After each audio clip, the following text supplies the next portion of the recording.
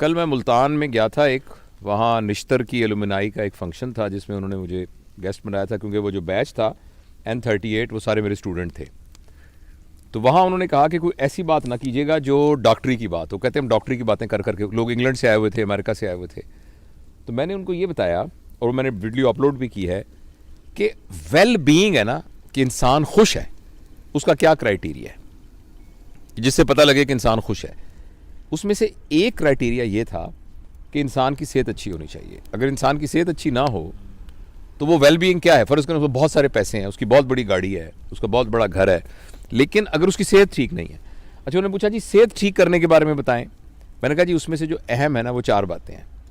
पहली बात यह है कि आप खाना प्रॉपर खाएं, और दूसरी बात यह कि रोज़ाना एक्सरसाइज करें, और तीसरी बात जो थी कि प्रॉपर स्लीप होनी चाहिए, और जो चौथी बात जिसके बारे में मैं आपसे बात करने चला हूं वो है लेजर टाइम। लेजर टाइम क्या होता है? जो आप दुकान पे बैठते हैं वो लेजर टाइम नहीं है, जो आप शॉपिंग करने जाते हैं वो लेजर टाइम नहीं है, जो आप फर्ज करें मैं सर्जन हूं, मैं ऑपरेशन को बड़ा एंजॉय करता हूं, मगर ये भी लेजर टाइम नहीं। Work time is not a leisure time. Leisure time वो होता है जिसमें आपका कोई एजेंडा ना हो। आपने जैसे हम यहाँ आए हैं ना, हमारा कोई एजेंडा नहीं है, हमने बैठ के किसी खास मौजू पे डिस्कस नहीं करना, हमें पता भी नहीं हमने किस मौजू पे। तो अपने दोस्तों के पास जाना, अपने प्यारों के पास जाना और जाके उनके साथ बैठकर बगैर किसी मौजू के बात करना, ये वो बात थी जो पुराने ज़माने में बैठकों में हुआ करती थी। अगर आप किसी गांव में जाएं तो गांव के अंदर एक जगह होती थी, चौपाल जिसे कहते थे, वहाँ चारपाइयाँ पड़ी होती थी, लोग आके वैसे ही बैठ जाते थे, हुक्का पी रहे हैं, गप्पे मार रहे हैं, और कोई पर्पज़ नहीं है, बस बैठे बते मारे। ये है लेजर टाइम। अनफॉर्चुनेटली पैसे की दौड़ में और वसाइल को ज़्यादा हासिल करने की दौड़ के अंदर हमारा प्रॉब्लम हो गया है कि हमारे पास लेजर टाइम नहीं है। और आपने ये चीज़ अगर देखनी हो ना तो वेस्ट में जाके देखें कि वहाँ इतनी कैलकुलेटेड लाइफ है कि एक महीना, मैं अभी इंग्लैंड जाना था तो मेरे एक दोस्त आए, तो मैंने कहा मैं आऊँगा, वो कहते बहुत मुझे खुशी होगी लेकिन मेहरबानी करके मुझे 2 महीने पहले बताना। अच्छा, हमारे गाँव में ये होता था कि जैसे पंजाबी में ना पैण ये कह के दरवाज़ा खोल के अंदर चले गए। पैण भी ज़ोर से इसलिए कहते थे कि अगर किसी ने पर्दा वर्दा ना किया हो, सर पे दुपट्टा नहीं है तो वो ले लो। और मुझे याद है मेरे वालिद साहब, वो हम मुल्तान में रहते थे, फिर इस्लामाबाद में भी, कि उनके दोस्त आते थे, रोज़ शाम को दोस्त आते थे और वो आके बैठक में बैठ जाते थे। मुझे कभी हम उनके घरों में जाते, मैं चूँकि अकेला माँ बाप का बेटा था तो अबू मुझे भी साथ ले जाते थे। वहाँ वो आराम से बैठे थे, गप्पे मारते थे, कहानियाँ सुनाते थे। वो लेजर टाइम जो है हमारी लाइफ में से निकल गया, और हमें कोई ना कोई इस बात का ज़रूर एहतमाम करना चाहिए। और मैं इस बात को अंडरस्टैंड करता हूँ कि ये रोज़ मुमकिन नहीं है क्योंकि आपके पास वर्क, लेकिन कम अज़ कम हफ्ते में 1 दिन, 15 दिन में 1 दिन। और दूसरा, हमारे माशरे में ना हॉलीडेज़ का रिवाज नहीं है। वेस्ट में आप देखिए, जो भी बंदा अपने वेल कहेगा, well I have my children are working, I have got my own house and I have a decent holidays. तो डिसेंट हॉलीडेज़ होना जो है ना वो एक क्राइटेरिया है वेल बीइंग का। लेकिन हम आजकल हमारे इस माशरे में ना हॉलीडेज़ का कॉन्सेप्ट नहीं है। हम हॉलीडेज़, तो हमें हॉलीडेज़ ज़रूर करनी चाहिए, और बड़ी हॉलीडेज़ नहीं कर सकते, छोटी हॉलीडेज़ करनी चाहिए जिसमें आप 4-5 घंटे के लिए दोस्तों के साथ बैठे हैं और गप्पे मारते हैं। इसके अलावा एक चीज़ जिसको हम निगलेक्ट करते हैं और जिसका नबी करीम सल्लल्लाहु अलैहि वसल्लम ने बड़ा कहा है, वो है सिला रहमी। सिला रहमी का मतलब होता है अपने रिश्तेदारों से ताल्लुक़।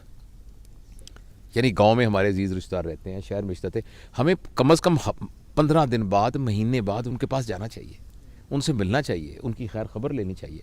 तो मैं बस अपनी बात को ख़त्म करने से पहले एक छोटा सा आपको वाक़या सुनाता हूँ।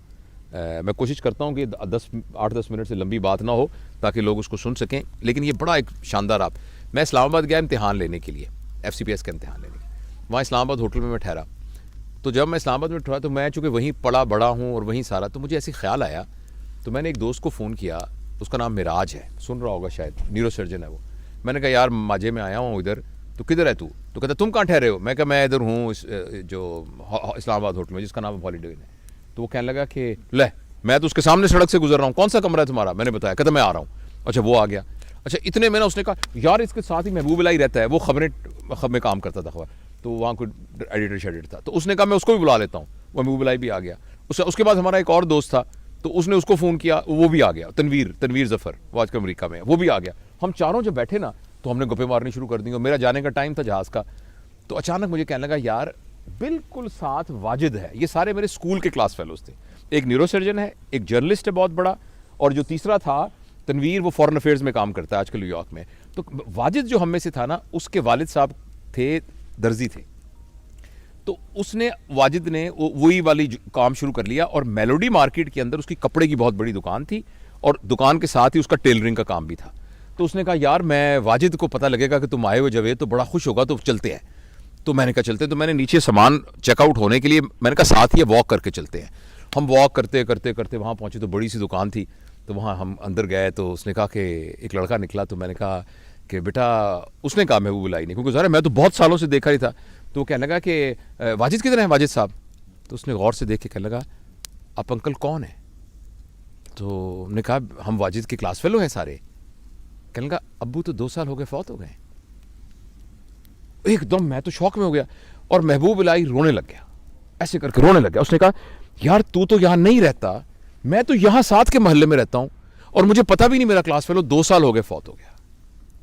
तो एकदम ना फिर मैंने उस बच्चे को गले लगाया। मैंने कहा बेटा तू हमें बिल्कुल नहीं जानता, हम तेरे चाचे हैं हम, और तेरे अब्बा के दोस्त थे। और बड़ा फिर बैठ के हमने फातिहा पढ़ी और वापसी पे हम सब ने ये फैसला किया कि यार ज़िंदगी का क्या पता है, तो जब तक हम जिंदा हैं हमें अपने दोस्तों से, मिलने वालों से, ताल्लुक़ वालों से राब्ता नहीं मुनक़ता करना चाहिए, उनको मिलते रहना चाहिए।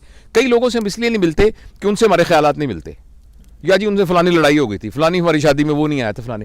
ये इतनी छोटी छोटी बातें हैं कि इनको दरगुजर करना चाहिए और अपने प्यारों से, रिश्तेदारों से मिलना चाहिए और लेजर टाइम। और जिस तरह हम देखें ये अहमद साहब हैं जनाब, डॉक्टर अहमद साहब, और सारे हमारे पूरी फैमिली यहाँ बैठी हुई है और हम इंजॉय कर रहे हैं इस लेजर टाइम को।